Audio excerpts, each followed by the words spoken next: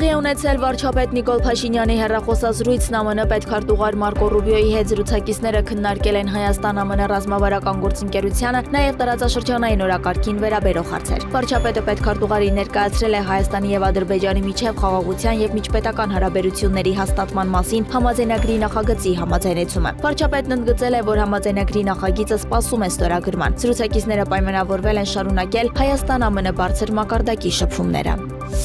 Մարտի 25-ին Պաշտպանության նախարարության Վազգեն Սարգսյանի անվան ռազմական ակադեմիայում տեղի ունեցել զինված ուժերի սերժանտական նորաստեղծ համակարգի զինծառայողների երթման հանդիսավոր արարողությունը։ Միջոցառմանը մասնակցել են Պաշտպանության նախարար Սուրեն Պապիկյանը եւ այլ բարձրաստիճան զինվորականներ եւ հյուրեր։ Սերժանտների կոչումները շնորհելու հանձնել են Պաշտպանության նախարար Սուրեն Պապիկյանը եւ սերժանտների հարազատները, այդպիսով ընդգծելով բանակի ղեկավարության եւ ընտանիքի աջակցության կարեւորությունը զինվորական ծառայության մեջ։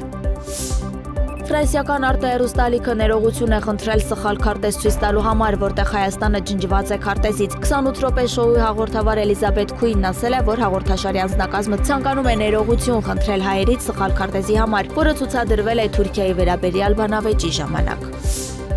Ստամբուլի ընդդիմադիր քաղաքապետ Էքրեմ Իմամօղլուի ձերբակալությունների դեմ քաղաքում ընթացող բողոքի ցույցերի ժամանակ 41 մարդ է ձերբակալվել։ Նրանք մեղադրվում են Թուրքիայի նախագահ Ռեջեփ Թայիփ Էրդողանին ու նրա ընտանիքի անդամներին վիրավորելու համար։ Դատախազությունը հիշյալ անձանց մեղադրում են նաև հավաքների եւ ցույցերի մասին օրենքը խախտելու, ծառայողական պարտականությունները կատարողին դիմադրելու համար։ Նրանց գործով հետաքննությունը շարունակվում է։